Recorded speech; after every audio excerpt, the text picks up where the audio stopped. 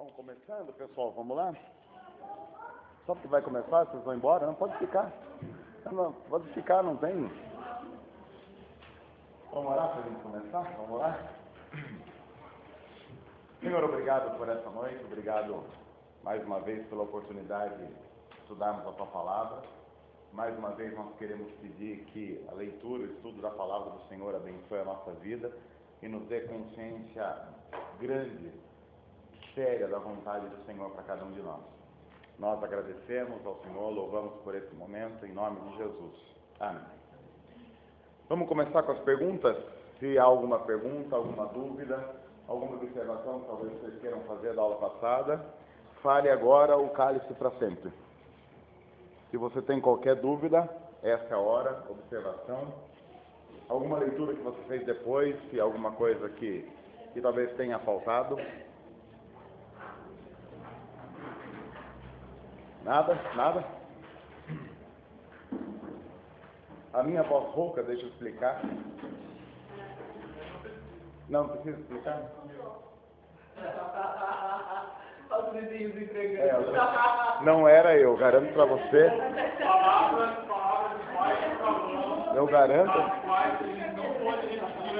Eu garanto para você que não era eu, porque eu estava assistindo o jogo a mais ou menos 10 quilômetros de distância lá do prédio, então não era eu, e eu posso garantir.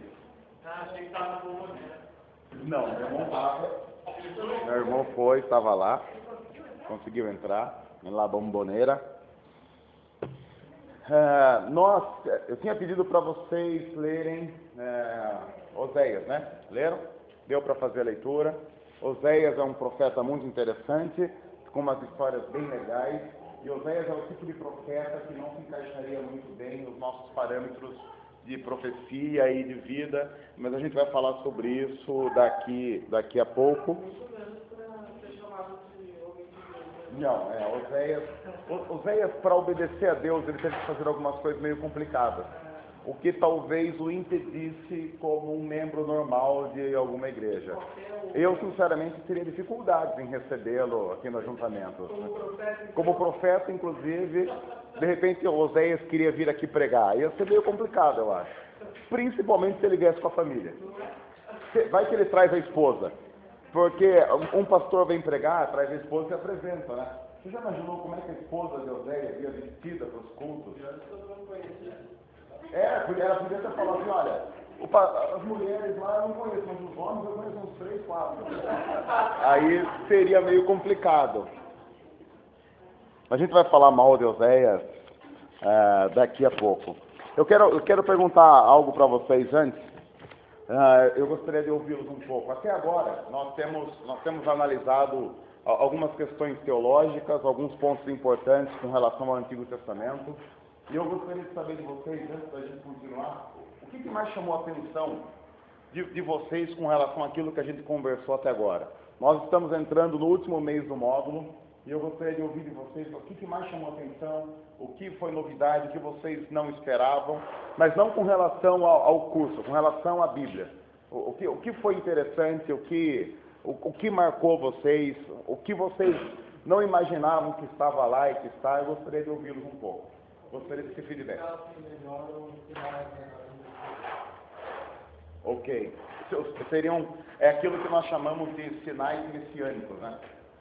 O Antigo Testamento é interessante, o Antigo Testamento, ele é cheio de sinais messiânicos. É porque assim, da forma como normalmente é ensinado, simplesmente são regras que o povo deveria seguir, árvore genealógica, o que o profeta falou, mas falou para ele, não falou para mim. Ok. Muito bem observado, Eide, porque essa é uma distinção que nós precisamos fazer.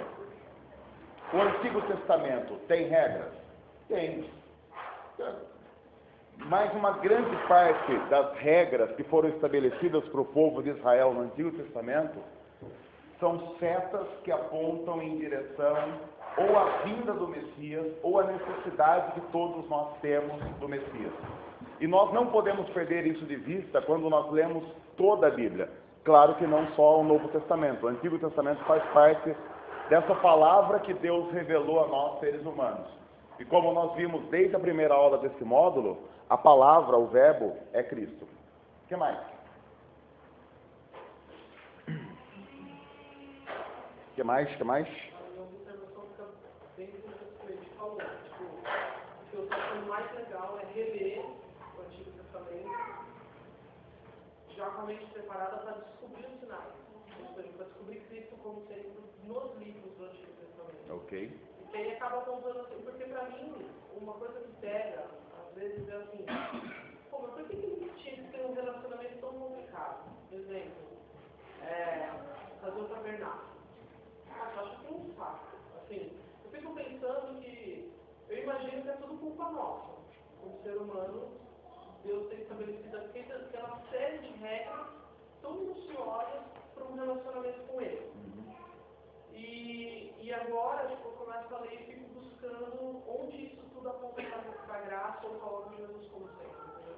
Tipo, tá ficando mais leve, digamos assim, os conflitos em relação a toda essa dificuldade de relacionamento com Deus no Antigo Testamento.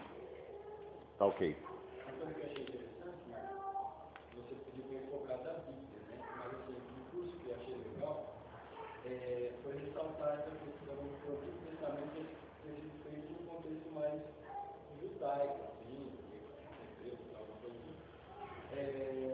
Porque geralmente, hoje é colocado assim, o Antigo contra o Novo. Então, no Antigo Testamento você tem um Deus completo, que é ruim e tal, e no Novo não, tem um Deus bonzinho e tal. Mas assim, eu achei interessante mostrar justamente a figura de linguagem, o jeito que era falado, é porque foi uma certa cultura, que foi tecido, né? E traz impressões dessa cultura e tal. Então, isso não é da Bíblia, mas é muito importante assim, relembrar isso. E é sempre importante nós fazermos uma distinção, porque muitas pessoas criticam a Bíblia por causa da cultura que está por trás das palavras da própria Bíblia. Mas uma coisa importante que nós precisamos notar quando lemos a nossa Bíblia: a cultura era machista. Por exemplo, eu ouço isso muitas vezes: mas a cultura em que a Bíblia foi escrita é uma cultura machista. Tá. Os princípios que estão nela são? Essa é uma pergunta que tem que ser feita. Porque uma coisa é você ter um livro escrito numa cultura machista. Outra coisa completamente diferente é esse livro ser um livro machista. E nós vimos aqui várias vezes que tudo o que a Bíblia fala a respeito das obrigações do homem, da mulher, do marido, da esposa, do pai, da filha, tem um pouco da cultura. Mas muitas vezes, quando a Bíblia ressalta a cultura, ela faz como denúncia da cultura. Por exemplo, um livro que nós não temos uma compreensão talvez muito interessante da Bíblia é o livro de Cantares. O livro de Cantares é um manual, é um romance. Muitas pessoas, para deturpar o livro, como não sabem lidar muito bem com o que está escrito lá, falam assim: não, Cantares é apenas uma alegoria de Cristo com a noiva. É uma forçação exegética enorme. No entanto, lá em Cantares nós temos o amor de um homem por uma mulher, é a celebração de um casal. Isso fica muito claro em Cantares. É importante você notar que Cantares foi escrito na época, muito provavelmente na época em que Salomão era o rei de Israel. Agora, veja que interessante. Você tem um livro que celebra o amor de um homem por uma mulher. Relacionamento monogâmico. Escrito numa época em que o rei que reinava em Israel tinha qual característica? Uma poligamia absurda, jamais vista em Israel. Então, uma das coisas importantes para você notar no livro de Cantares, ou Cântico dos Cânticos, é que ele, além de tudo, é uma forte crítica política.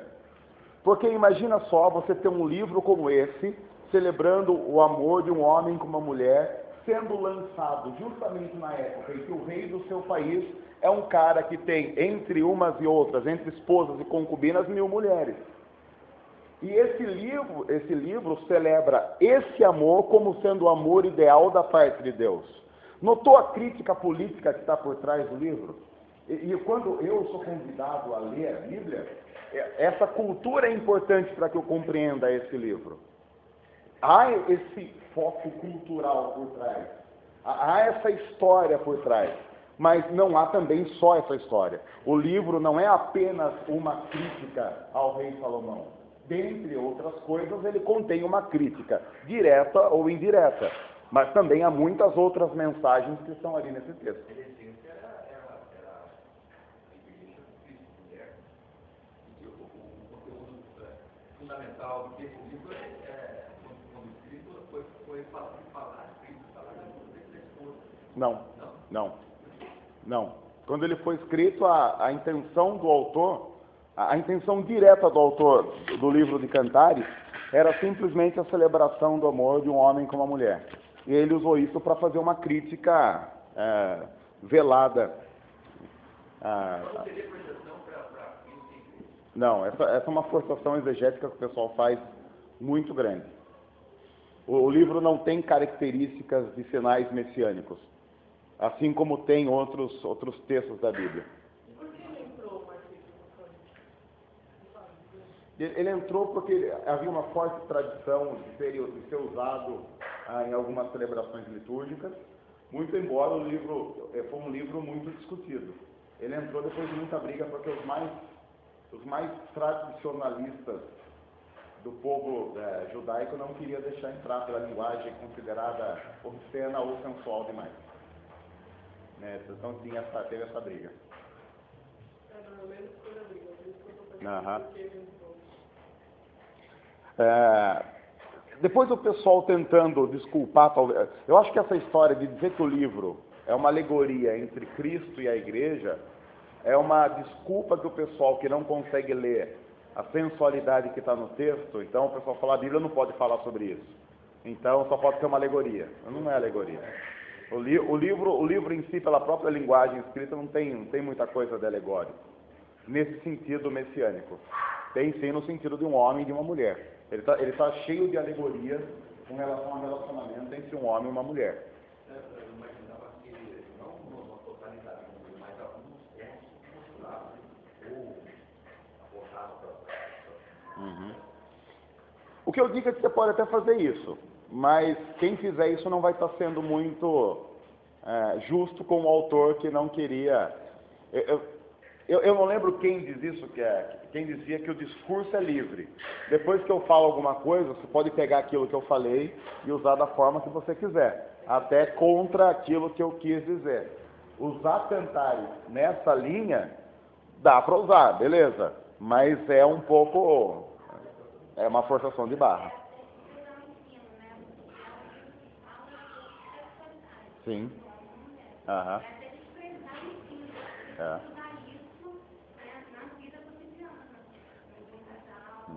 Mas é que a própria palavra sexualidade, usada num contexto eclesiástico, já gera o calafrios, né?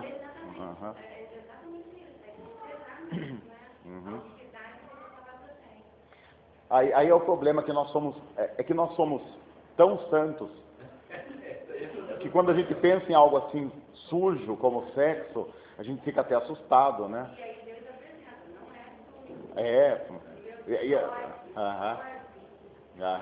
Eu tive uma experiência há pouco tempo em relação a isso, porque uma amiga, ela tem outra, e estava com dificuldade, né, de família. E aí não conseguia aceitar algumas coisas, né, na vida e tudo. E aí eu achava que era nada. Né? Você pode, né, mostrar as pessoas que não é errado.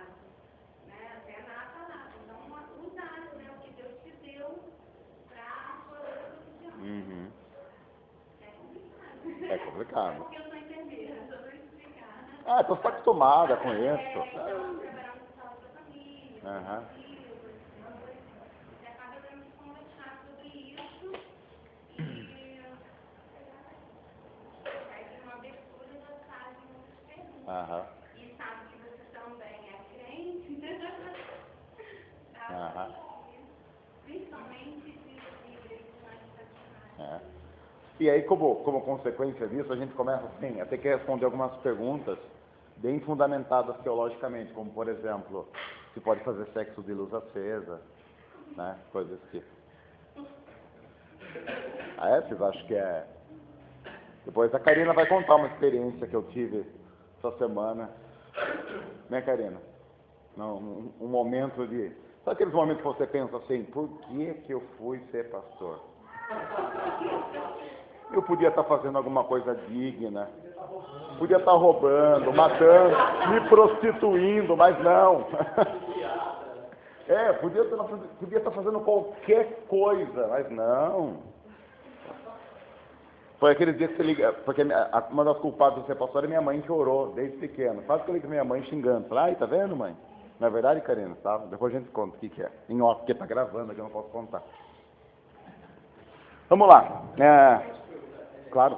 No caso do Antigo Testamento, o que, por exemplo, no Novo Testamento lá tem a cerimoniada. No Antigo Testamento, o que o povo pensava sobre isso? Existia isso?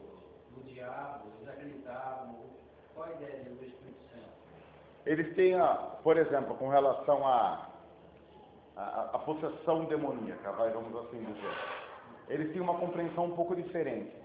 A compreensão era mais ou menos como se fossem ou doenças da alma, sem esse nome, ou um espírito que o próprio Deus enviava. Onde isso fica muito claro, a gente tem uma história clara disso, que é a história de Saul. Saul, que foi o primeiro rei de Israel, a Bíblia diz que chegou um momento que ele fez tanta besteira que Deus falou, chega, não vou mais me relacionar com ele. Aí a Bíblia diz que um espírito maligno vindo da parte de Deus atormentava Saul. Aí então, Davi era um cara que tocava, ele era um músico. Aí chamavam Davi, ele tocava e aí acalmava Saul e Saul conseguia dormir. Mas é interessante que você notar que no Antigo Testamento estava muito claro que tanto um espírito que abençoava, quanto um espírito que atormentava, vinham da parte de Deus. É o que a teologia bíblica vai chamar de soberania total e restrita de Deus. Deus comandando tanto o mal quanto o bem. No Antigo Testamento todo, o diabo, vamos usar essa linguagem, tá? Ele é visto como um juiz que executa vingança da parte de Deus. Então, por exemplo, se o diabo vem e faz alguma coisa contra o ser humano, e isso é consequência do pecado desse ser humano sendo vingado por Deus através desse inimigo. Mais ou menos nesse sentido. Era essa a visão que eles tinham. Mas isso muda aqui. Com Jesus, por exemplo, no ministério de Jesus, muda, porque houve essa mudança no decorrer dos tempos. Até que houve até chegar a essa compreensão do diabo como uma pessoa, um ser. Deixa eu só lembrar uma coisa, que é importante a gente tratar com relação não só à teologia do Antigo Testamento, quanto do Novo. Em nenhum momento, na história e no desenvolvimento da Bíblia, o diabo, as forças do mal, demônios, qualquer nome que você queira dar para isso, em nenhum momento eles são vistos como forças autônomas que agem de acordo com a sua própria vontade. Nem no Novo Testamento. Em toda a teologia bíblica está subentendido que diabo, demônio, qualquer nome que você queira dar, agem no limite estabelecido por Deus. É o mesmo princípio que é usado lá no livro de Jó, por exemplo. Porque a história de Jó é muito interessante para você compreender algumas coisas. A história de Jó começa... vamos lá para Jó, porque é mais fácil a gente... É melhor a gente ler para entender o processo todo.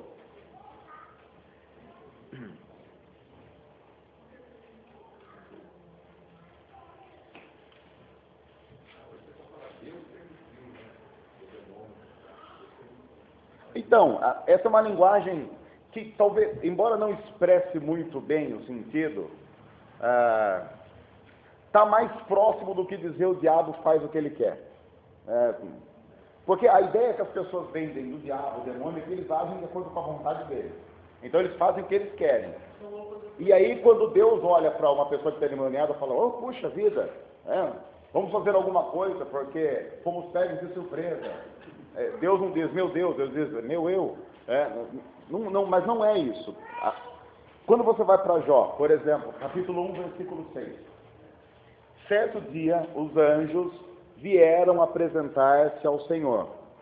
E Satanás também veio com eles. O Senhor disse a Satanás, de onde você veio? Satanás respondeu ao Senhor, de perambular pela terra e andar por ela. Disse então o Senhor a Satanás, reparou em meu servo Jó? Não há ninguém na terra como ele, repreensível, íntegro, homem que teme a Deus e evita o mal. Será que Jó não tem razões para temer a Deus? Respondeu Satanás. Acaso não puseste uma cerca em volta dele, da família dele, de tudo que ele possui? Tu mesmo tem abençoado tudo que ele faz, de modo que os seus rebanhos estão espalhados por toda a terra. Mas estende a tua mão e fere tudo que ele tem, e com certeza ele te amaldiçoará na tua face. O Senhor disse a Satanás, pois bem, tudo que ele possui está nas suas mãos, apenas não toque nele. Então Satanás saiu da presença do Senhor. Esse é mais ou menos o resumo. Bom, primeiro, os anjos vêm apresentar-se a Deus. É uma reunião do conselho de Deus com os seus anjos. Você notou que aparentemente Satanás tem livre acesso ao negócio ali? Porque os anjos sentam na mesa. Bem ou mal, ele é anjo. Então, bem ou mal é anjo. Vamos pensar assim? Veja como é a situação. Está tendo a reunião do conselho, uma mesa ali, Deus com os anjos, e Satanás simplesmente chega e senta. E a pergunta que Deus faz para Satanás qual é? Qual é a primeira pergunta? Como se ele não soubesse. E veja que a primeira pergunta não é o que você está fazendo aqui. Deus não faz essa pergunta como quem diz, peraí, com que ordem? Não, sentou lá, e ele já pergunta, veio de onde? Veio de onde? É uma coisa meio assim, tá, e agora está vindo de onde? Aí, o que Satanás, aí Deus fala, você viu Jó? Legal Jó, hein? O que Satanás diz para Deus em resposta a isso? O Senhor protege, ele é queridinho seu, porém Satanás diz o quê? Olha o que ele diz para Deus no versículo 11. Mas estende a tua mão contra ele ou sobre ele, para ver se ele não amaldiçoa o Senhor na face. O que Satanás está dizendo? Que quem vai estender a mão contra Jó é quem? É Deus. Quando Deus resolve fazer, ele dá autorização para que Satanás faça isso. Mas no fundo, quem está estendendo a mão é quem? É Deus. Só que ele está usando o acusador para fazer isso. Assim, em toda a teologia bíblica, o acusador, Satanás, diabo, é um anjo que age de acordo com os limites pré-estabelecidos por Deus. Tanto é que Deus diz para Jó o seguinte, tá bom, você pode tirar tudo que ele tem, mas não toque nele. Aí, depois a história continua, Satanás volta e fala assim, mas também ele não negou porque o Senhor não deixou tocar na vida dele. Aí Deus fala assim, tá bom, então você pode encher ele de doença, mas matar você não pode. Quem é que impõe o limite? Deus. É Deus. Quem é que executa? O diabo executa, mas ele está executando de acordo com princípios estabelecidos por alguém. É mais ou menos assim. Quem aqui trabalha numa empresa? Muita gente que trabalha numa empresa. É você que executa muita coisa, não é? Mas você executa o que você quer executar? Você executa o que o seu superior determinou. Quem é que manda? É o superior. É mais ou menos isso. Há uma hierarquia. Deu para compreender? Então, no Novo Testamento, no Ministério de Jesus e a sequência, dentro desses limites estabelecidos, quando eles expulsam demônios, ou quando eles curam pessoas, eles estão agindo dentro desses limites estabelecidos. Mas entendendo que a vontade de Deus era essa, de acabar com aquele castigo do pecado, digamos, das pessoas. Mesmo quando ele liberta, quando ele expulsa demônios. Todo sinal sobrenatural na Bíblia, não é o sinal pelo sinal ou o milagre pelo milagre. Os milagres precisam ser vistos na Bíblia como uma antevisão do reino. de como as coisas serão definitivamente quando Deus consertar tudo. Ele começa, o início da consumação de todas as coisas está em Jesus. Mas ainda, a teologia reformada chama isso de já e ainda não. Nós já vivemos a realidade do reino, mas ainda não em sua totalidade. Então, quando pessoas são curadas, quando pessoas são libertas, quando isso vai acontecendo, é como se Deus estivesse dando aperitivo do prato principal que vai chegar. O problema é que nós transformamos os sinais e os milagres em objetivo final. Então, tudo aconteceu para que aquele milagre... Então, a gente vai ler uma história de cura e a gente pensa, tudo isso aconteceu para que a pessoa fosse curada. Não. Tudo isso aconteceu para que a glória de Deus fosse manifesta através do seu Filho Jesus, mostrando o que acontecerá quando todas as coisas chegarem ao seu fim, a consumação de todas as coisas. E o milagre é apenas mais um passo na condução desse processo que visa a glorificação de Deus através de Jesus. Deu para entender como é que funciona isso? Então o milagre, a gente louva o milagre, mas o milagre também é uma seta em direção a Jesus. Se fosse uma propaganda em algum lugar. Sim. É isso mesmo. Vamos com cruzeiro tal, e mostra umas imagens, é isso aí. É um milagre. O milagre... O milagre nada mais seria do que... É um trailer.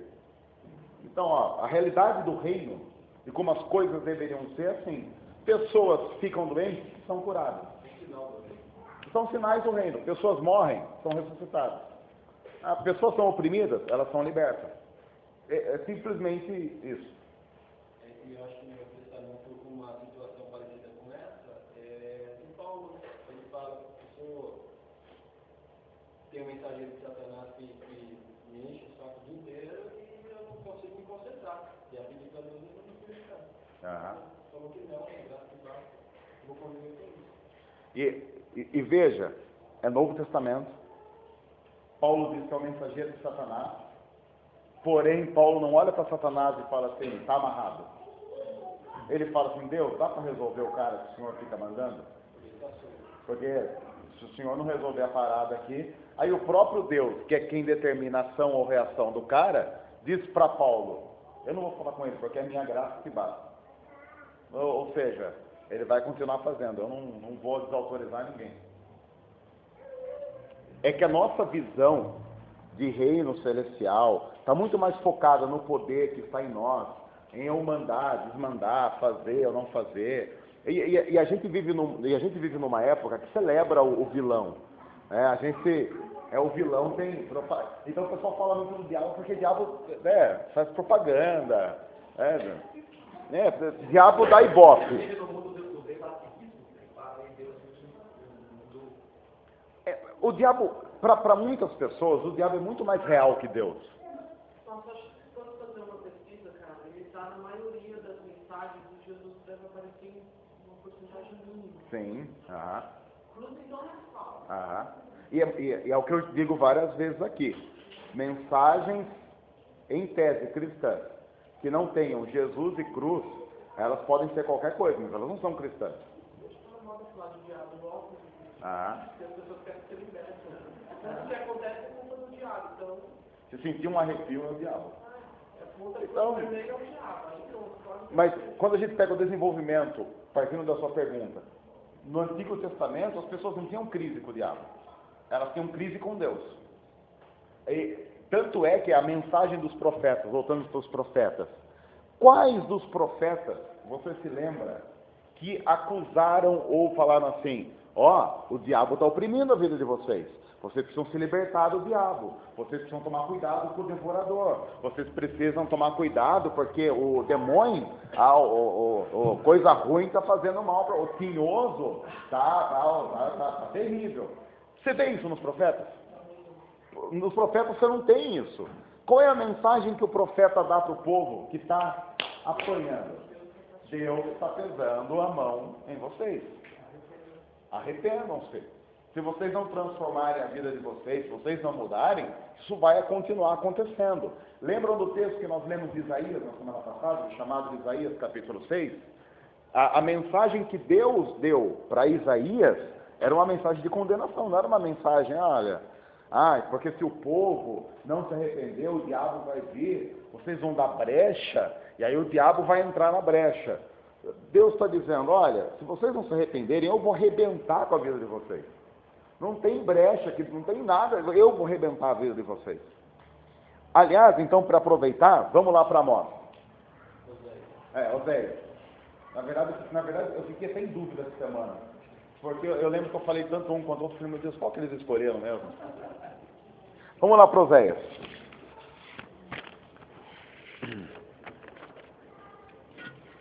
Só para você se ajustar aí. Oséias é o único profeta do Reino do Norte. Lembram o Reino do Norte? É onde ficou Samaria, por exemplo. Todos os outros profetas que você tem na Bíblia são de Judá.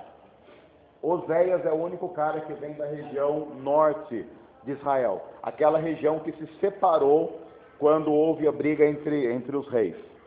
Oséias é um cara que profetizou ou durante ou logo após Amós, que é um outro profeta que você tem aí na Bíblia. Oséias e Amós profetizaram, se não na mesma época, Oséias é um pouco só depois de Amós. Isso por volta de 730 a 780 a.C. Tudo que está escrito aqui em Amós acontece mais ou menos nessa época. Oséias. Toda vez que eu falar Amós, até aquela SAP de vocês vai ter que considerar Oséias. Quando eu falar Oséias, aí vocês perguntam se é Oséias mesmo. Vamos lá para Oséias, capítulo 1, versículo 1. 1 é Oséias. Vamos lá. Capítulo 1, versículo 1. Ele fala um pouco da época em que ele profetizou. Palavra do Senhor que veio a Oséias, filho de Beeri, durante os reinados de Uzias, Jotão, Acás e Ezequias, reis de Judá, e de Jeroboão, filho de Joás, rei de Israel.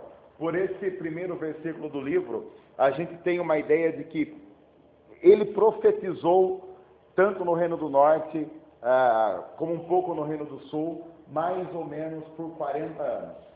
Então, toda essa história que você lê aqui no livro de Oséias, acontece mais ou menos durante 40 anos. O que é interessante, primeiro, para desmistificar o misticismo que está por trás dos profetas. Porque a gente lê a vida e a história dos profetas, a gente pensa assim, que vida emocionante. Eles são profetas também 24 horas. Esses caras não fazem outra coisa. Eles olham para alguém e falam, palavra de Deus para a sua vida. Aí eles, uma palavra de Deus, aquela coisa meio, oi? Eis que vos digo, não era. Você tem quantos capítulos aí em Oséias? Você tem 14 capítulos. Isso acontece num período de 40 anos.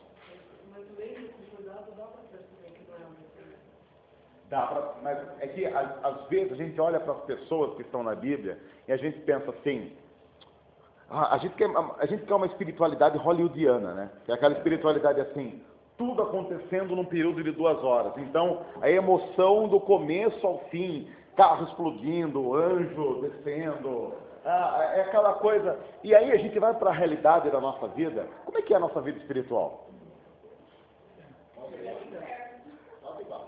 É assim, você acorda, ora, aí passam as horas, faz uma oração talvez, aí você almoça, faz uma oração, aí você passa a tarde inteira, talvez você faça uma oração, aí chega a noite, aí você tem que fazer suas coisas, aí talvez você faça uma oração, aí você vai dormir.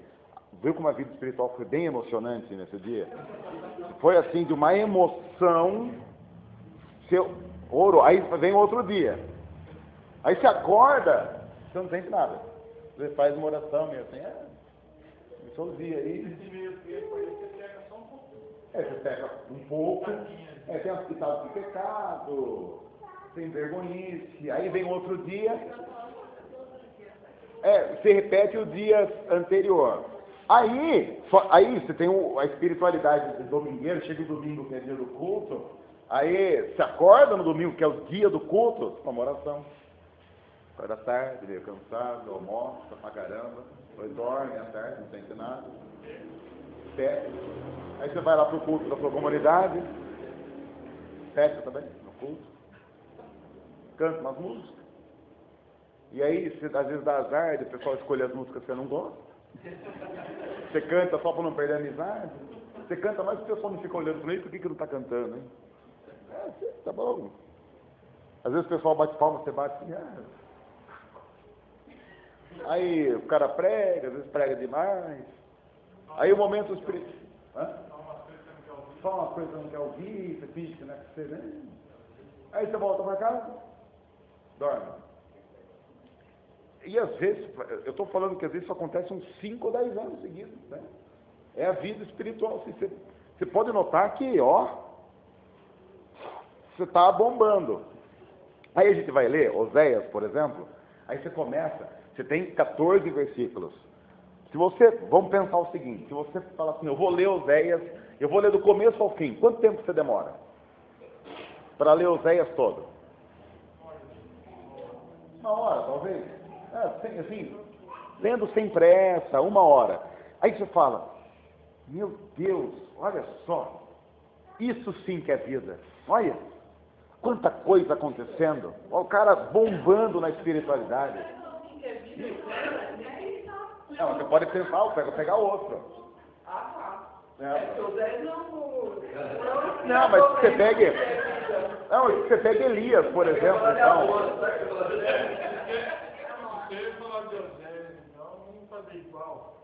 Não dá pra fazer igual. Já não é.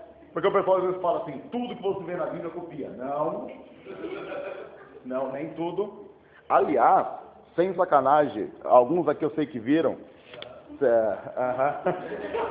Se eu não me engano, ele é pastor Batista. Era assim. Cadê o texto que o cara usou? Era um cara, um pastor que foi denunciado porque ele pregava que as irmãs da igreja tinham que transar com ele. Lembraram disso? Ela era da sua terra?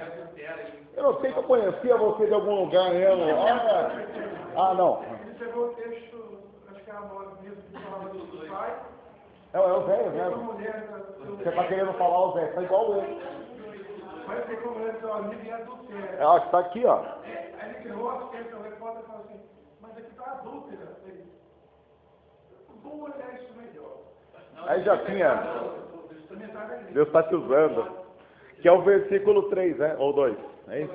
2. Que Deus fala para Oséias, vá, tome uma mulher adúltera e filhos em fidelidade. Ele leu, vá, tome uma mulher, adultera. Aí ele pensou, vou pegar uma, seria a primeira. Aí pega a terceira, vou adulterar a segunda. Não, mas aí... Falou pro cara, até falou pro cara, porque a gente não faz mais isso. Bom. Tá chato sem vergonhice. Vou te dizer que homem não presta, nenhum homem presta. Não tem. Bom, aí a gente olha, vamos olhar para a vida de Elias, por exemplo. Elias que viveu aí, sei lá, mais ou menos 70 anos. Foram 7 milagres que aconteceram na vida de Elias, ou através da vida de Elias. Faz a média. 1 a cada 10 anos. Considerando que a maioria desses milagres acontece no espaço de tempo de 5 anos, você tem um cara que viveu provavelmente 60 anos da vida dele, como eu e você. Como qualquer um de nós.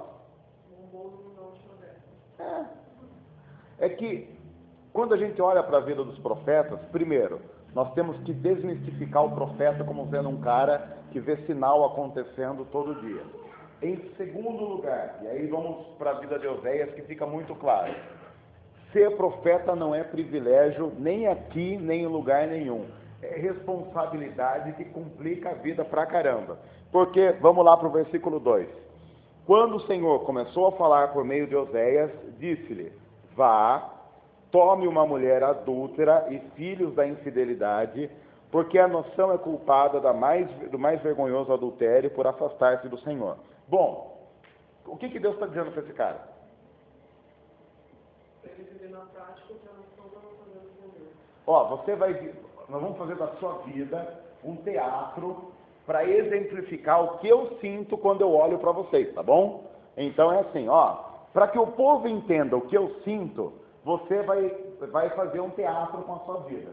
Aí ele pega Oséias, um cara tranquilo, solteiro, pensando em constituir família, e fala para ele assim: olha, você orou para eu arranjar uma esposa para você, não orou? Vou responder sua oração. Ele ia naqueles cultos da mocidade, orava para Deus arranjar uma irmã para ele, a mulher que... Oi? Arranjou prima. Não era bem uma irmã, arranjou uma prima, né? Imagina, está gravando isso, mas eu vou falar, mas está dentro de um contexto, né, exegético, né? Isso aqui é para a internet, né? Não, mas tudo bem, é contexto exegético. Eu vou fazer uma... Imagina Deus chegando para você. Não precisa cortar, mas é só pro... Mas não é para levar a sério o pessoal vai falar, senão o pessoal vai pegar e falar: ai, foi o Marquito que falou para fazer isso. Imagina só, você, jovem, cristão, você está orando no seu quarto, dizendo: Deus, estou solteiro, estou casado, não estou segurando mais a alegria, estou vivendo abrasado aí, está difícil o negócio, né? Aí eu queria que o Senhor, né, dá uma forcinha, arranjar uma minha irmã para mim aí. O cara já foi tudo que é, mas tá enroscado mesmo. Aí vem Deus, fala assim para você: olha, eu vou facilitar a sua vida. Eu não apenas já escolhi, como vou até indicar onde você tem que ir para achar que ela está lá esperando.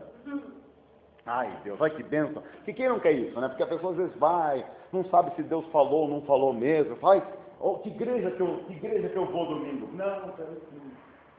Não é igreja, não é bem igreja. É frequentado por alguns irmãos da igreja, mas não é bem igreja quando você vai. Então é algum acampamento? Algum acampamento? Não é acampamento, o endereço é esse. Aí Oséias pega, joga no Google Maps, joga lá, aí ele dá um enter. É daqueles estabelecimentos que até coloca propaganda, o cara olha e fala: meu Deus, casa, casa de massagem, Night Club Sensation. Se tiver uma dessa, eu estou ferrado, porque eu vou falar de onde que ele trouxe. Aí o cara olha e fala: não, mas certeza que tá, não é. Era isso. Aí agora é uma igreja ali, olha, glória a Deus. Aí a pessoa vai lá no endereço, chega lá, é o Night Club Sensation. A pessoa meio desenchavida, que Deus mandou ele lá e deu o nome da irmã, que a irmã, não dá para falar o nome, porque alguém vai se sentir ofendido, né? A irmã Gomer Pink. É a irmã Gomer Pink. É nome de guerra. O nome dela mesmo era Maria da Silva, mas ela chama Gomer Pink. Aí ele chega lá, meio desenchavido, mas já esperando que a resposta fosse negativa, ele chega, ele toca a campainha. Tem campainha nesse lugar?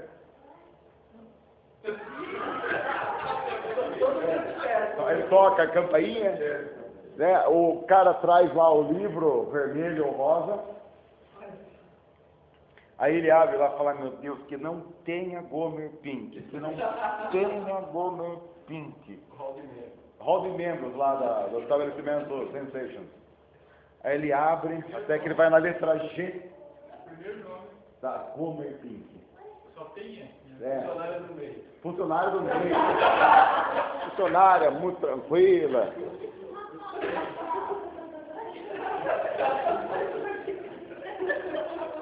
É do jogo que ele está rindo, né?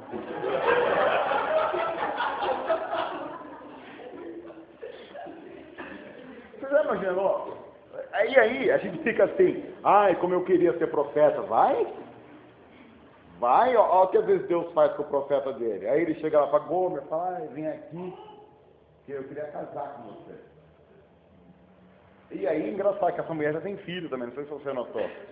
Porque é a mulher que leva junto os filhos da infidelidade. Aí o cara já leva a mulher, já assume a criançada, é o cliente de família, já leva tudo ali para casa, e daí, depois ele tem mais filho também. Só que daí, quem já leu a história, fazendo um resumo, ela, como ela era funcionária, ela gostava muito do trabalho. Ele casou, mas ela, chegou uma hora, aquela vida de dono de casa, é que naquela época a mulher não trabalhava. Porém, ela tinha o seu trabalho. Ela se sentiu assim desprestigiada, porque, eu estou me sentindo desprestigiada, né? Estou jogando minha vida fora, tinha uma profissão, estava bem na profissão, já estava conhecida, bem sucedida, olha, era uma festa, tá? Agora, coitado, imagine o Oséias chegando, apresentando Gomer para a família, né? Imagine a situação. E o pior, ele apresentando Gomer para a família, eram os homens da família não podendo dizer que conhecia. E ela olhando para ela, você conhece esse sujeito aí de algum lugar? E ela também não podendo falar para não gerar, e todo mundo sabe. Era uma coisa meio... Essa minissérie Gabriela, que você está vendo na Globo, era fichinha perto da história. Se fossem fazer uma história verídica de Oséias, com um padrão Globo de sem vergonha, ia ser uma beleza. Sei lá quem que ia ser a Gomer. Oséias é o seu Wagner Moura, né? Porque o Wagner Moura que faz tudo. Agora, Gomer eu não sei quem ia ser. Aí, depois de algum tempo, o que a Gomer faz? Ela volta. Ela fica com saudade do trabalho na Boate Club Sensation. Sai de casa, deixa os fios tudo lá com Oséias. E volta para o trabalho. Aí Deus chega para Oséias e fala assim: Oséias, vai lá ficar com a mulher. A mulher fugiu, vai deixar ela lá. Vai lá, buscar a mulher de volta. Aí Oséias vai lá, amor, volta para casa. Aí volta para casa. Aí, a cidade inteira sabe a vida de Oséias. Esse é o cara que depois vem profetizar contra o pecado do povo. Diz aí o que você diria.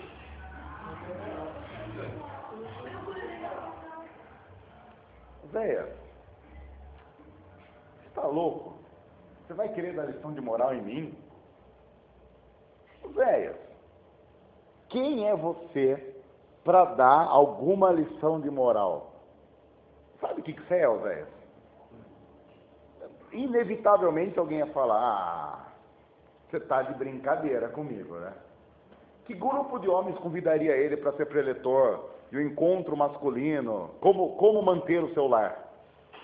E é engraçado, porque se você for pensar bem, Oséias é um cara que poderia muito bem pregar uma mensagem intitulada Uma Família de Acordo com a Vontade de Deus. Não podia? É estranho você imaginar que Oséias, um cara casado com uma prostituta, que voltou para a prostituição, depois voltou para casa, e fica assim, vai, não vai, ele tinha toda a autoridade do mundo para pregar uma mensagem em qualquer igreja dizendo como ter uma família de acordo com a vontade de Deus. Porque quem é que dava todas essas determinações para ele ter uma família de acordo com a família que ele teve? Foi Deus. E ele não questionava.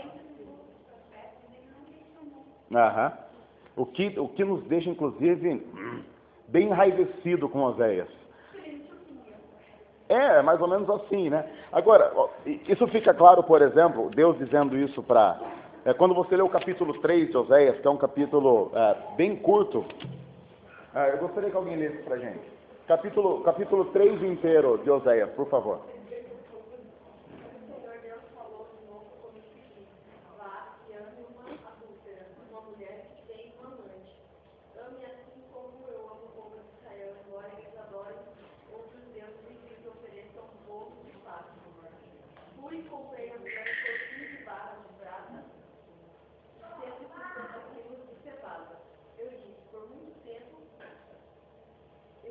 Por muito tempo você vai esperar por mim. Durante esse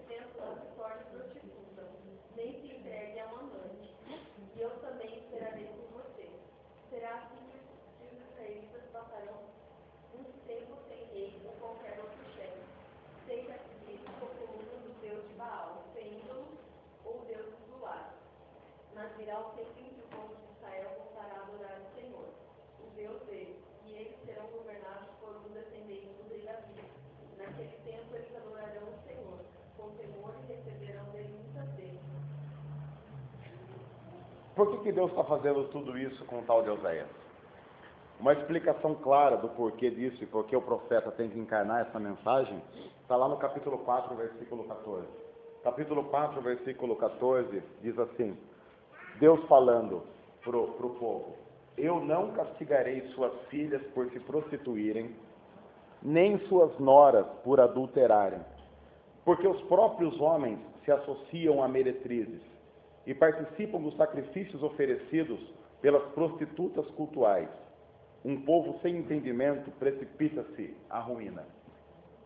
Oséias nada mais está encarnando a própria realidade espiritual do povo. E a vida dele passa a ser uma denúncia da realidade espiritual desse povo, que deveria ser povo de Deus, que deveria compreender a vontade de Deus, mas vivia de uma forma vergonhosa, cada vez mais escandalizando, sendo destruído e, como nós vimos nesse versículo, sendo levado à ruína. Quando nós olhamos para a vida dos profetas no Antigo Testamento, e isso é importante para compreender a mensagem deles, era o fato de que eles não apenas tinham uma mensagem, mas em muitos casos eles se tornaram a própria mensagem que eles tinham a dizer. Isso é importante para o cristianismo que nós vivemos hoje, porque é ensinado para cristãos que eles precisam pregar. E para pregar é ensinado que às vezes a única arma que nós temos é a fala. No entanto, quando nós começamos a ler a vida dos profetas e começamos a compreender a mensagem profética, nós também compreendemos que a maior arma que eu e você temos para pregar qualquer coisa vinda da parte de Deus é o estilo de vida e a concordância de vida com relação aos princípios norteadores do Evangelho e da Palavra. Todo mundo sabe disso, mas muita gente não consegue viver assim. Por quê? Eu uma vez ouvi alguém dizendo assim: não, o que importa é a mensagem, não importa a vida do mensageiro. Isso é verdade? Não é verdade. Não é verdade. É claro que importa a vida do mensageiro. Até porque nós somos chamados a ter Jesus como exemplo. É claro que a gente não vai chegar no padrão Jesus de qualidade, ninguém está dizendo isso. Mas quando as pessoas notam que nós não temos interesse no padrão de vida de Jesus, mas temos interesse em vender uma mensagem, nós nos tornamos apenas mercadores dessa mensagem. É igual um cara que chega para vender um produto para você, e você sabe que ele usa a marca, outra marca. Você compra desse cara? Claro que não.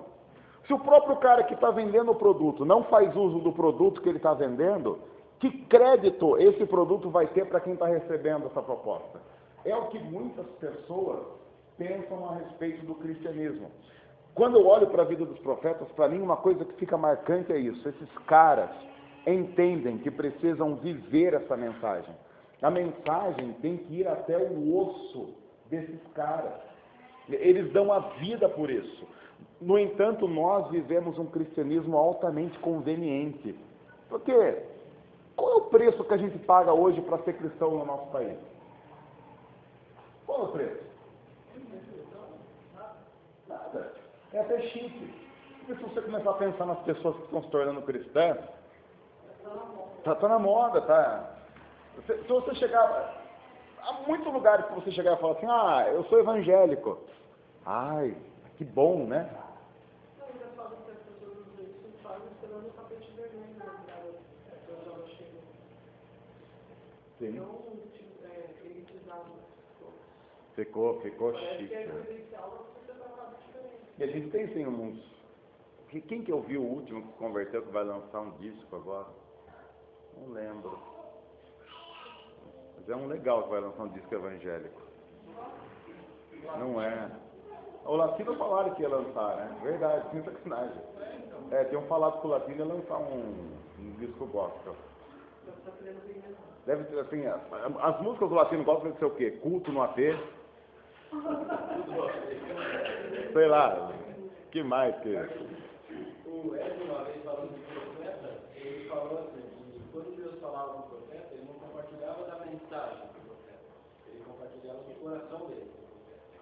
Então por isso o cara vai com o cinto, passa mal vergonha com o cinto podre, e aí fala, vocês são as vergonhas para Deus. Por isso o cara sai para prostituta e tal, porque Deus faz o cara sentir na própria pele o que ele tem, para que a mensagem dele tenha valor, tenha peso, sabe?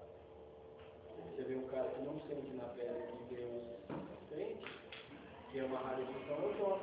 Jonas é aquele assim meio legalzão e tal, e ele não vai com boa vontade para fazer isso. Jonas é o exemplo do profeta ao contrário. Porque Jonas, mesmo quando acerta, ele ainda erra. Eu cresci ouvindo a história assim, olha que bonito, porque Jonas, ele se converte na barriga do peixe. Mentira. Jonas não se converte nunca. Porque ele termina a história reclamando para Deus, pedindo para Deus matar o pessoal. Tanto que Deus chega no fim do livro e fala assim, você não consegue ter dó de gente, tenha dó de burro.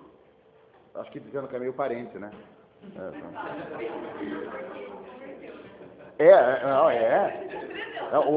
Quando ele se converteu, aí o peixe cuspiu ele. Não, o peixe cuspiu ele porque ele era tão indigesto que nem o peixe aguentava aquela porcaria dentro dele. Tanto é que aí o pessoal fala, não, mas veja a oração que Jonas faz na barriga do peixe. Olha também que interesseira. Vai falar que você não faria uma oração daquela na barriga do peixe também. Eu faria uma melhor que aquela ainda. Na hora do desespero, mesmo, o que é isso? Na hora do desespero, a gente faz aquela oração bonita. Não, a gente conversa. Promete. Tem gente. O que tem gente fazendo promessa para o Corinthians ganhar Libertadores? Mas, eu vou te dizer, eu não. Eu vou deixar meu cabelo igual do Romarinho agora. Aí, Jonas sai da barriga do peixe. Aí o pessoal fala, tá vendo? Ele se converteu. Quando Deus salva a cidade de Nínive, o que Jonas diz para Deus? É por isso que eu não queria ver. Jonas não consegue se alegrar com a conversão de uma cidade inteira. Não consegue. No entanto, quando a sombrinha para de bater lá no rosto dele, ele fica todo indignado. Ele quer morrer. Esse é Jonas. É o profeta que não encarnou a mensagem. Ele prega porque tem que pregar.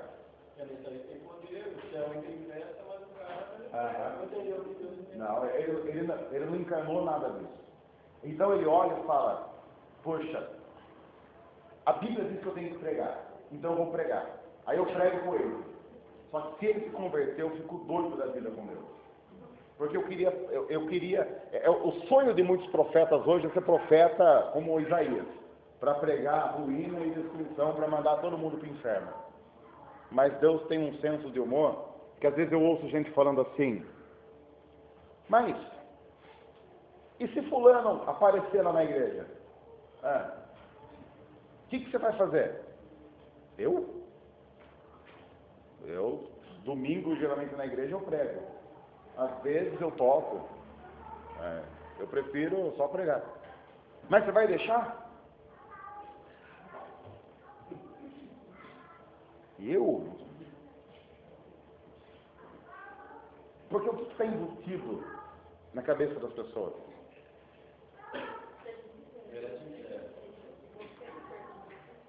Converte-se quem eu quero, do jeito que eu quero, da forma que eu quero. E isso fica, inclusive, dentro da nossa cultura evangélica, que quando a pessoa não se converte, a gente pensa, inclusive, que o erro está na gente, né? Às vezes eu ouço gente que prega e fala assim, deve ter alguma coisa errada comigo, porque eu prego e ninguém se converte. Não, está tudo certo. Se você está pregando e ninguém está se convertendo, está tudo completamente correto. Talvez seja melhor deixar que Deus agora fale através da sua vida, para que as pessoas se convertam. É uma diferença fundamental. Porque enquanto eu prego, eu posso garantir para você, se você se converteu através da pregação de alguém, você precisa rever sua conversão. Mas se você se converteu através de uma transformação que o Espírito Santo fez, que a graça de Jesus se manifestou, mesmo usando um jumento como homens e mulheres, ótimo. Mas a gente entra nessa crise, porque a gente não compreende esse ministério profético. E aí nós somos muito mais Jonas do que os outros profetas que encarnaram essa mensagem. Nós temos esse problema de uma incorreta interpretação e uma incorreta noção da teologia bíblica. E isso produz erros teológicos e de vida absurdos. Tem muita gente que não prega e não encarna a mensagem porque tem essa crise de, mas eu já falei e ninguém se converteu. A Bíblia não diz que as pessoas se convertem através daquilo que eu falo. As pessoas se convertem através daquilo que Deus faz através do Espírito Santo. Não tem a ver comigo, não tem a ver com você. Nós somos chamados a encarnar essa mensagem. Por isso é que eu sou chamado. Como é que Paulo exemplifica isso no Novo Testamento? Ele diz, não sou mais eu quem vive.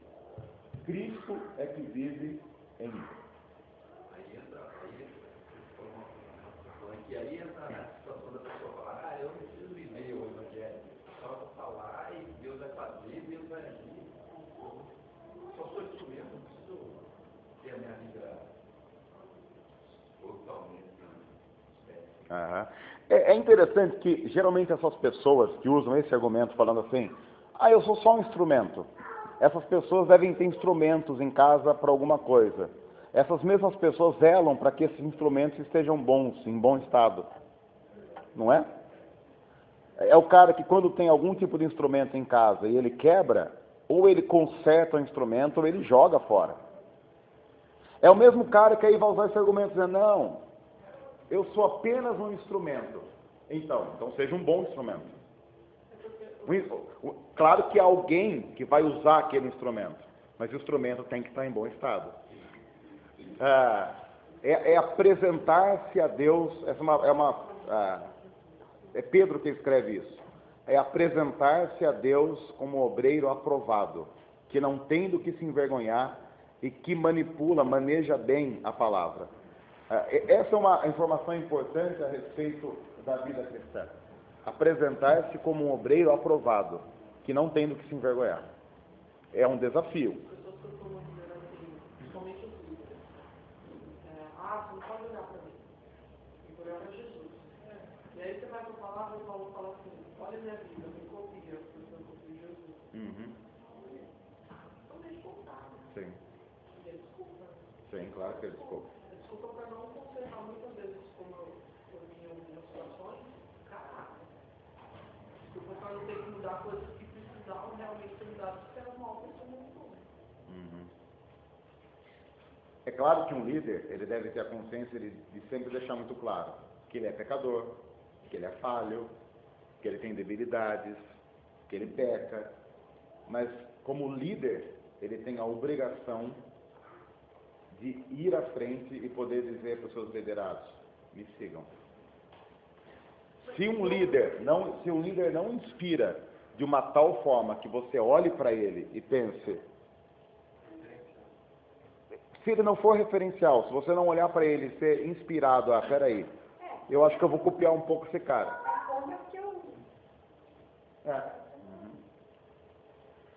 E nós vivemos essa crise.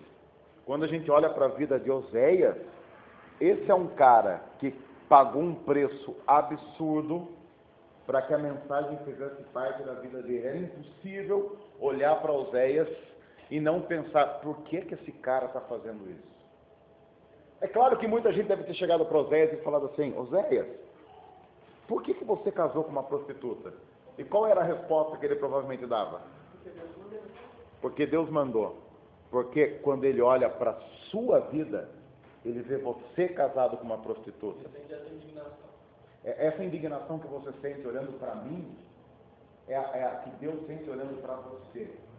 Então, a partir daquele momento, toda vez que a pessoa olhasse para Oséias, ele iria lembrar que é o que Deus sente quando olha para mim. Deus usa uma palavra forte em outros profetas, dizendo que o culto que Israel prestava dava asco nele, nojo, que Deus tinha vontade de vomitar.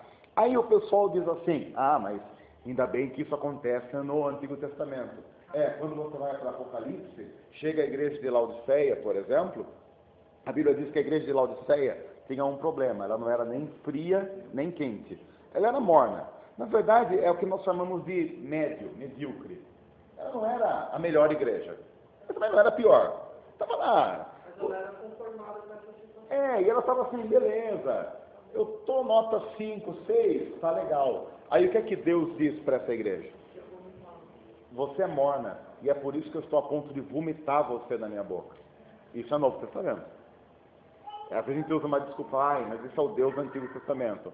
Então, o Deus do Antigo Testamento é o mesmo do Novo Testamento. Ele não passou por um processo de... Foi para um spa e voltou outro. Mas não teve isso. Queria falar alguma coisa. Os profetas geralmente eram pessoas comuns. Sim. Mas, no caso de Oséias, por exemplo, ele estava vivendo em Samaria, no região norte. Sim. A linguagem toda do livro é extremamente forte. Deus acusando e mostrando a prostituição do Deus. Eles ficam conhecidos e passam a ser notados a partir do momento do mensagem? Não. Muitos profetas, por exemplo, provavelmente a mensagem de Oséias, como nós estamos lendo aqui, só foi valorizada depois do exílio. Quando Deus arrebenta com a vida do povo, aí eles falam assim, gente, vocês lembram do que Oséias falava? Aí alguém, por algum motivo, tinha colocado isso e registrado isso. Aí é que o livro passa a ser lido. Então nós estamos falando de profetas que provavelmente enquanto profetizam, pouca gente dá ouvido. Pouca gente presta atenção. Tanto é que isso que nós estamos lendo aqui aconteceu por volta do século VIII. Só que isso provavelmente só foi colocado no papel de maneira definitiva como nós conhecemos 3 séculos depois. Então é mais ou menos assim. Essa história acontece por volta de 750 a.C. Ela é colocada no papel por volta de 400 a 500 a.C. É a história que alguns falam que o profeta só é reconhecido depois que morre. Ou então depois que a profecia se cumpre. Só que muitas vezes a profecia só se cumpre depois que ele morreu. Então, nós estamos falando de um cara como Oséias, que não era um... Oséias, tudo bem, ele era bem conhecido porque a própria situação de vida dele não dava para que não fosse. Mas muitos profetas, se você chegasse em Israel e falasse, eu queria falar aí com Joel. Sim? Joel, profeta. Não conheço. Não tem um profeta chamado Joel? Não sei. O que também dá a sensação de que, às vezes, a gente pode pensar que o que nós fazemos é de uma inutilidade enorme. Mas algumas pessoas Deus levantou só para gerações seguintes, não para as gerações. Acho que tem um paralelo mais ou menos parecido com o caso do tal do Antônio Conselheiro, né? Ele conseguiu até uma certa projeção porque ele mexeu com um cara grande, ele conseguiu. Mas era um cara que começou um movimento muito nada, assim. Era mais ou menos isso que o profeta era, né? Um cara excêntrico. Mais com o bairro, alguma coisa assim. Um cara totalmente excêntrico. Não consegue seguir todo mundo. A gente pode pensar, por exemplo, em João Batista. João Batista era um cara que vivia no deserto batizando as pessoas. Os mais famosos são, tipo, ele o Eliseu, que mexeu com reis, né? Os outros, assim, surgiram do meio do povo. Você tem um Isaías Isaías era um cara da corte. Então é um cara que era conhecido porque era um cara que veio do centro do poder. Mas os outros eram pessoas muito marginais mesmo. O profeta não era aquele cara que ele estava profetizando e você imagina assim, um grupo em volta ouvindo. É um cara que está andando pela cidade profetizando. Que assim, a maioria das pessoas olha e fala,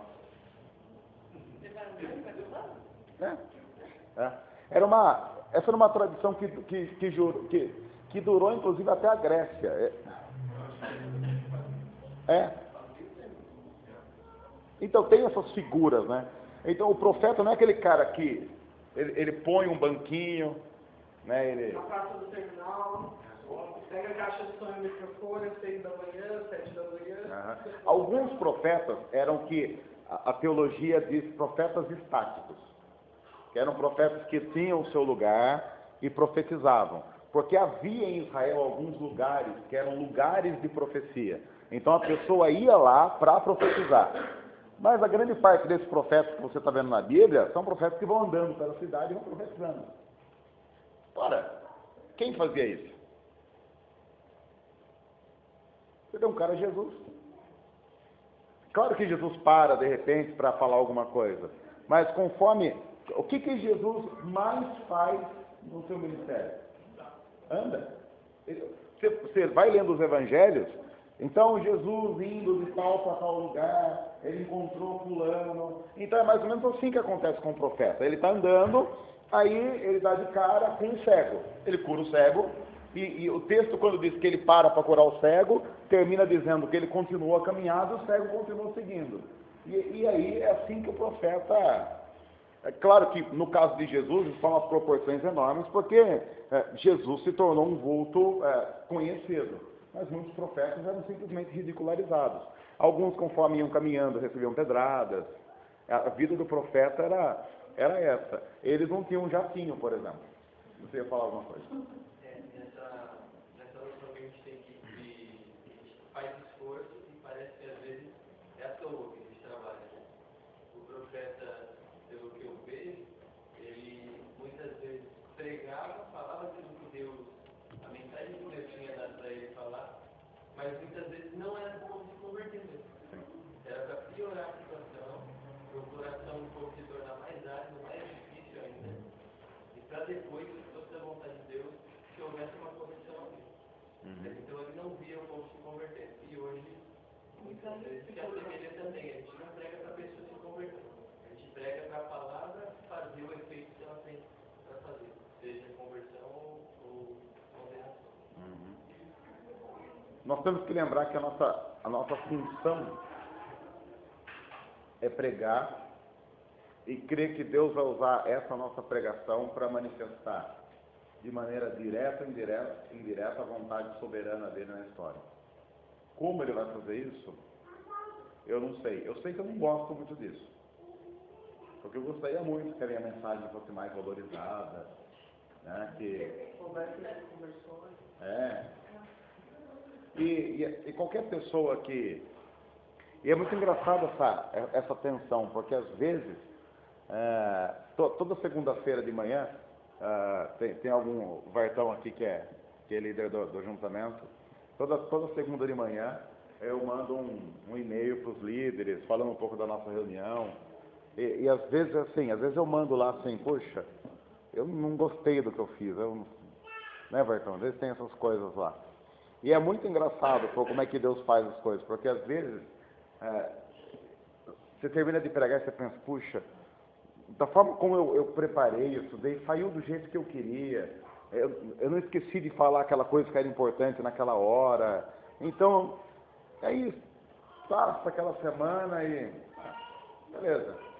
Às vezes você termina de pregar e você pensa, às vezes você está pregando, no meio da pregação você pensa, como é que eu vou terminar esse negócio? Porque eu perdi o fio da meada.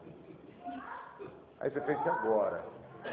E aí aquilo não rende, você pensa, o que eu faço agora? Você fica com vontade de falar assim, pessoal, amém, vamos cantar, mas você termina por uma questão de, beleza, né? Geralmente nessas semanas é quando alguém manda e-mail assim, nossa, como Deus falou comigo, olha, como Deus tocou meu coração. Aí é quando eu ouço Deus falando assim, viu, burro? Viu como não é você? Tonto. Então isso acontece. Quando você está burro, eu falo. É, mais ou menos isso. Deus fala só através dos burros. Burro. É mais ou menos isso. E isso não gera nenhuma crise em mim, porque quando a gente olha para o Antigo Testamento, Deus fez a mula de Balaão falar. Fazer outras mulas, já tem, como é que chama? Quando já tem um processo, não, uma decisão anterior, temos um advogado aqui, é precedente, tem precedente. Então, como já tem precedente de mula falando, não tem nenhum problema de eu falar, então mulas falam. A gente tem que ter essa noção como profeta. de se colocar à disposição de Deus e dizer, Deus, eu não prego, me ajuda a pregar aquilo que o Senhor quer falar. Mas também, ao mesmo tempo, não ter a audácia que os profetas tinham e podiam lhe dizer, assim diz o Senhor. Porque há uma diferença entre o profetismo do Antigo Testamento, em que Deus aparecia para o cara e dizia, olha, você tem que dizer isso. De alguém que, mesmo sendo profeta, lê a Bíblia, estuda e traz uma mensagem. Não é uma palavra inequívoca. A palavra inequívoca é a palavra de Deus. A minha palavra é sujeita à interpretação, é sujeita a erro, falha, a gente tem que ter essa noção. Aproveitando a sua deixa, hoje existe uma clara diferença de como Deus trabalhava a mensagem profética no Antigo Testamento e a mensagem profética no Novo Testamento. É uma clara diferença. Até porque a gente tem que lembrar o seguinte, essas mensagens que Deus dava para esses profetas, Deus sabia que isso ia virar Bíblia. Então, eu sinceramente não tenho a pretensão nenhuma de que aquilo que a gente prega hoje vai virar Bíblia um dia. Eu não acho que ele vai fazer isso. Eu parto de um princípio da teologia reformada de que a Bíblia está fechada. O que Deus tinha que revelar, ele já revelou. Não vai revelar coisas novas. É por isso que eu fico doido quando alguém vem com esse negócio de, tem uma nova revelação. Mas normalmente é revelação para a pessoa. Não é uma, porque fica pelo menos assim, a revelação era de acontecimentos assim, grandiosos, que ia afetar. Hoje é mais assim, você vai ter 3 filhos. Eu já ouvi muito isso. Você vai ter 3 filhos? Já ouvi muito. Nossa, aí, rapaz. E o que vai mudar a história da nação? Não é nada. Mas eu conheci muita profecia em novas revelações para mudar a história da nação. Não, é profecia individual, tem que fazer também. Quer ver, vocês vão pecar, viu? Olha, aí já acertei. Todo mundo aqui vai morrer. Essa eu já acertei também. O que mais? Alguém vai ter dor de cabeça agora no mês de julho. Essa eu acertei também. Alguém está com dor nas costas agora. Eu senti que era você, mas eu não queria colocar você na situação de eu estar falando comigo. Alguém está com fome, exatamente agora. Está vendo como Deus usa o profeta? Profetizar obviedades é uma... O cara, eu fico doido como às vezes o povo é meio burro para algumas coisas, né? Mas o cara está numa igreja, se você tem 100 pessoas, depois de um culto de 1h30, tem gente com dor de estômago, porque o cara já está sem comer, já tem um pouco de ácido ali, o cara já vai começar a ter uma dor, tem gente com dor de cabeça, tem gente com dor nas costas, tem gente que, o cara está numa igreja, um monte de família, fala assim, olha, eu estou sentindo que algum casal aqui que brigou ao sair de casa. A maioria dos casais evangélicos brigam ao sair de casa, sai para a igreja. A maioria, é raro o casal que não briga para a igreja. É raro. O mais legal é quando desapontam, né? Que apontam por nada assim e falam, é você mesmo, a pessoa levanta a mão. Uns 3, é você mesmo, a pessoa, você. É uma coisa assim. Mas uma coisa que tinha na época que os profetas lutavam contra era contra a idolatria. Sim. E hoje é contra a profetolatria, né? Vamos dizer assim. Uhum. Porque hoje o cara paga para ouvir o que quer. Então ele adora o profeta, praticamente. Uhum. Eu acho que eu poderia usar a boca do cara para falar contra essa deificação do profeta, né? Mas você nota que, na maioria das vezes, nós dizemos porque o cara confirma, não, eu sou porta-voz de Deus mesmo, pode continuar falando isso, porque é para você, sabe? Não existe esse confronto, né? Focar em frente para a verdade. Você vai manter ele negativo cada vez mais. Então, Deus tem uma mensagem para você, manda que tem volta aí. Vem na campanha da você. Sem contar que eu sempre desconfio muito do profeta que gosta muito de ser profeta. Eu, por exemplo, se eu encontro assim, quando eu encontro pastores que não têm crise por ser pastor, eu começo a desconfiar, porque quando eu olho para a Bíblia, Deus chamava as pessoas para entrar em crise. Relacionar-se com Deus é algo gerador de crise. Relacionar-se com... Eu às vezes encontro cristão dizendo assim, estou numa crise terrível. Fala, é por aí mesmo. Vai na bênção. Tem que estranhar, vai tudo bem. Agora a pessoa chega e fala assim, você sabe que eu nunca tive crise? Vai pro inferno. Eu já passo, a pessoa que nunca teve crise com Deus vai para o inferno. Aliás, se você nunca duvidou da existência de Deus, você precisa começar a ler mais a Bíblia, orar mais. Uma das coisas importantes que a leitura da Bíblia faz, a oração faz, é fazer você duvidar um pouco de Deus. É um processo de crise. Aí a pessoa fala assim, eu nunca tive nada de dúvida. Lógico, não tem fé nenhuma. Não tem fé nenhuma.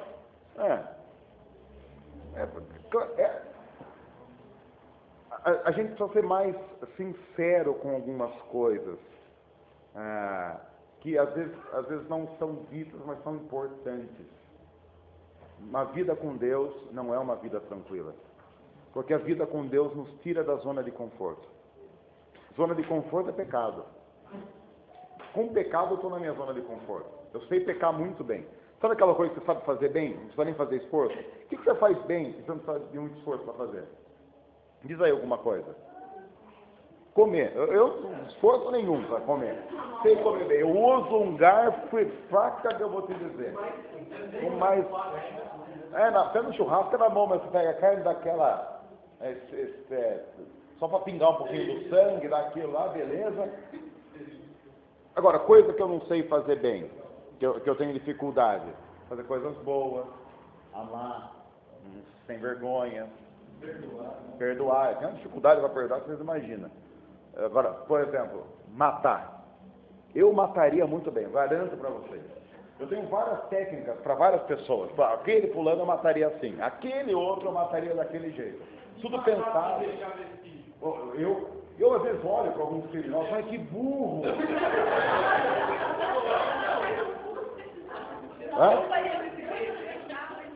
É 2 ou 3 malas, que burra! Porque eu pensei na nossa querida lá.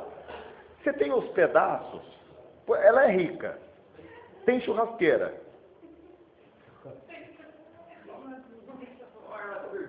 Olha a cobertura, faz o marido virar fumaça. Eu tenho uma técnica, eu não deixaria vestido nunca. Mas o pessoal é muito burro, não sabe pecar direito. Que pecar, eu sei pecar bem. Eu peco fácil. Eu peco com uma facilidade. Isso eu sei fazer bem. Agora, ser cristão, eu tenho dificuldade. A relação do sacerdote da época com os profetas, eles acreditavam nos profetas? Não. Eu ia botar por fora. Até porque no caso de José, por exemplo, o sacerdote... A relação sacerdote e profeta sempre foi um campo minadíssimo. Salvo raríssimas exceções, o sacerdote gostava do profeta e o profeta gostava do sacerdote. Salvo raríssimas exceções, dá para contar nos dedos de uma mão. Mas Samuel ele está num período meio que de transição. Mas é um cara, por exemplo, que dá para você... Mas essa relação sacerdote, que é o líder religioso institucionalizado, para o pregador itinerante, sempre foi muito conturbada. E eles não tinham opinião a respeito dos profetas, daquilo que eles precisavam? Tinham. Eles tinham opinião que geralmente o profeta devia ser morto. Muitos profetas foram mortos sob a tutela do sacerdote, com a conivência ou incentivo da comunidade sacerdotal. É o mesmo. Então, quando a gente olha, isso é estranho, né? É muito estranho a gente pensar.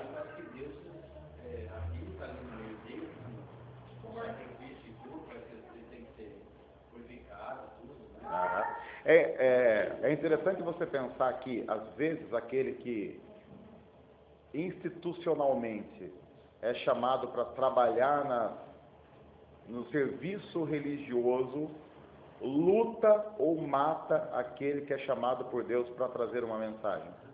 E uma outra coisa importante para se pensar: por que Deus não levantava o sacerdote para dizer isso? Ou será que ele levantava o sacerdote, mas por uma questão de conveniência, o sacerdote não podia denunciar isso porque perderia o cargo? Porque também tinha isso. Eu não vejo estranha essa relação, porque a gente tem 2 representantes do mesmo Deus. Se um fala contra o outro, é natural. É natural que um vai querer acabar, o outro fala. Isso é natural. Quem tem mais força? Os sacerdotes têm mais força. Quem vai morrer? Sim. É o profeta. Isso. E aí, quando em Samuel ele é as duas coisas, não tem como. No livro de Jeremias fica bastante claro. Sim, sim. Né?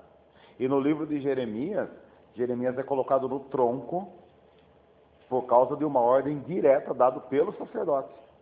Então Jeremias é colocado no tronco e açoitado por ordem dos sacerdotes. É estranho, né?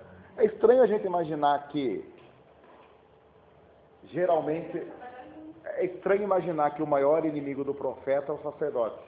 É estranho. É como a gente fala de que a religião é o maior inimigo de Deus. Eu usaria religiosidade, né, em vez da palavra religião, mas, talvez. É bem estranho. Só que também, nada novo debaixo do céu, né? Nada novo debaixo do céu. Então, quem quer ser profeta, já tem que saber que é assim. Porque não adianta você nem ficar choramingando, né? É assim. Quando você olha para Jesus, a comunidade sacerdotal estava tramando de todas as formas para tentar dar um fim no cara. É assim. A minha grande crise com relação ao sacerdote é que talvez Deus tenha falado para ele, mas ele se prostituiu. E aí eu vou falar contra a minha classe. Eu conheço alguns pastores que sabem que devem pregar algumas coisas, mas não pregam porque não é conveniente e não garante emprego. E pregar o que deve ser pregado não garante emprego de ninguém, pelo contrário. Pelo contrário. Pode ser? Provavelmente. Muito provavelmente. Isso é muito real, isso acontece muito. Tanto é que uma coisa triste é que os bastidores de poder em qualquer denominação são asquerosos. São asquerosos. Aí eu digo que os nossos deputados estaduais, federais, nossos senadores, se frequentassem alguns concílios eclesiásticos, ficariam com vergonha e se considerariam meros amadores. Eu acho que alguns líderes religiosos poderiam ser contratados pelo poder político brasileiro para ensinar algumas coisas. E eu acho que, dependendo da denominação, Maluf não seria nem diácono. Porque o pessoal ia olhar e falar assim, esse daí, porque ele não sabe fazer as coisas direito e não pode pisar no exterior. Tem muito líder religioso, muito mais sem vergonha, que roda o mundo. Então, isso está gravado, tá vendo?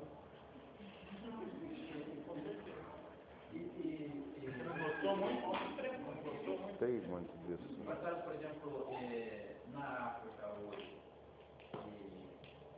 lá que acontece muitas coisas lá, não existe, não tem fora, tem muito pastor humano para lá.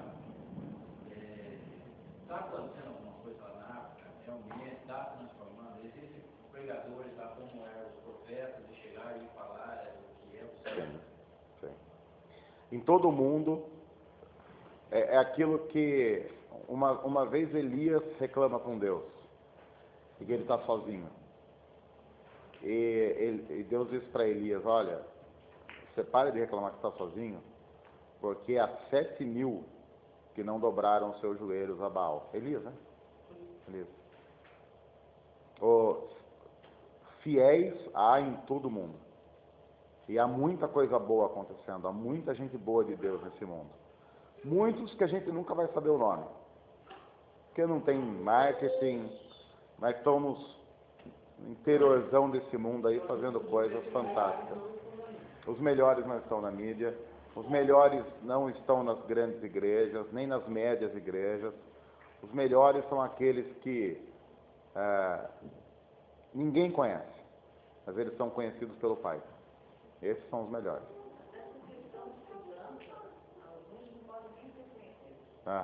É verdade. Eu tenho Um conhecido da época de seminário, ele saiu do seminário um pouquinho antes de mim.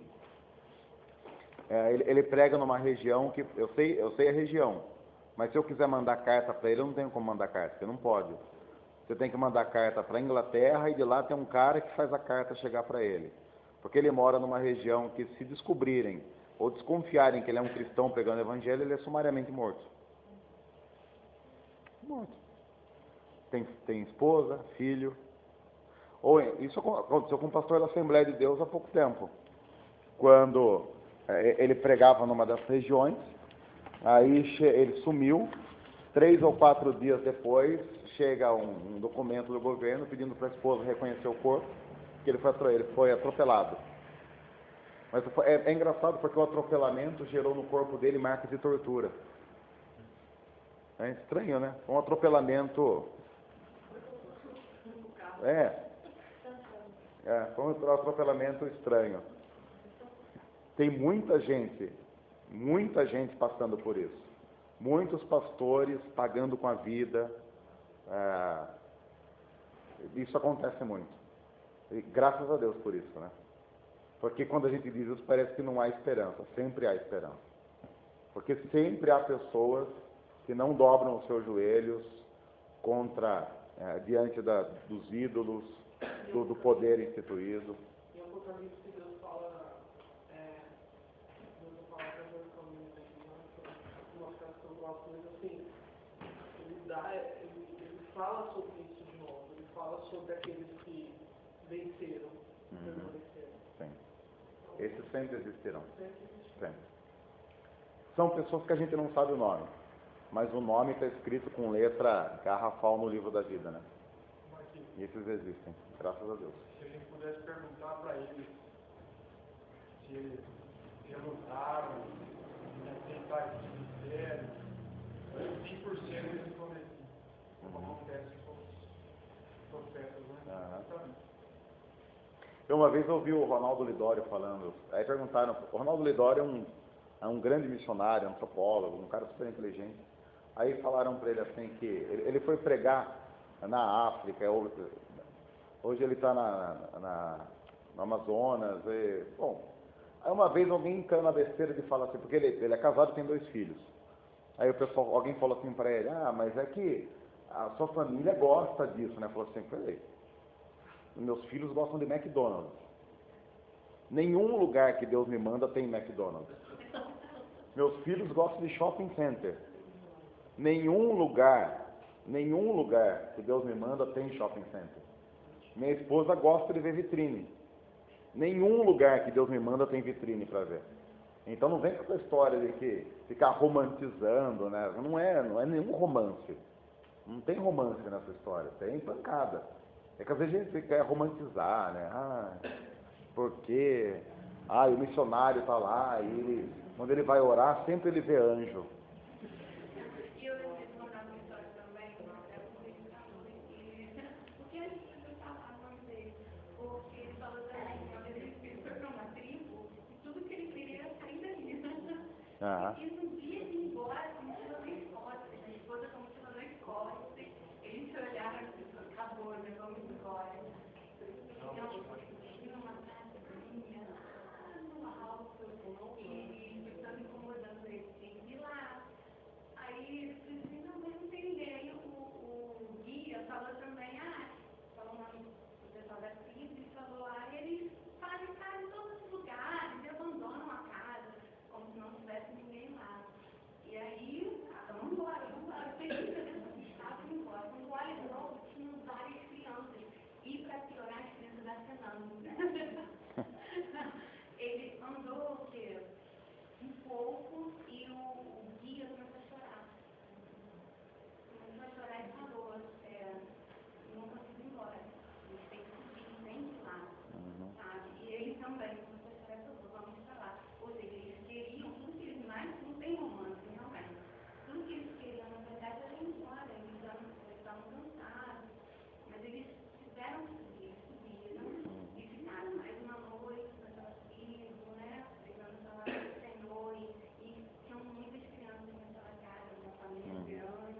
Eu fico imaginando que ele devia estar pregando, torcendo para ninguém se converter, para não ter que discipular.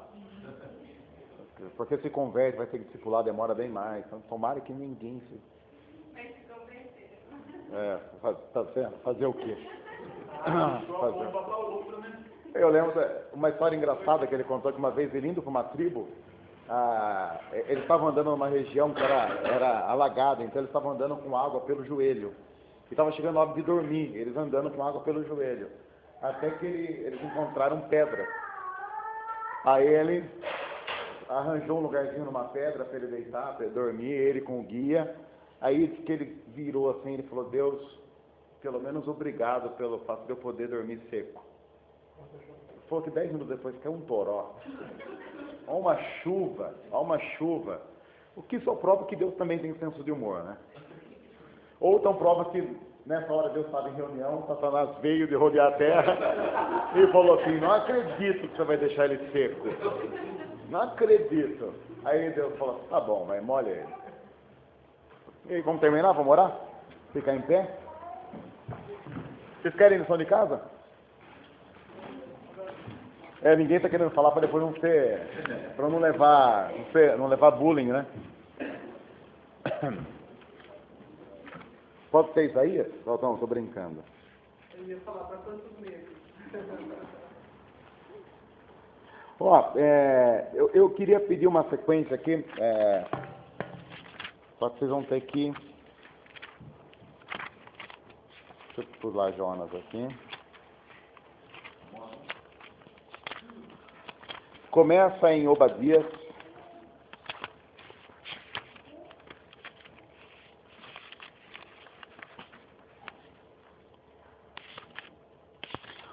Começa em Obadias e vai até onde se aguentar.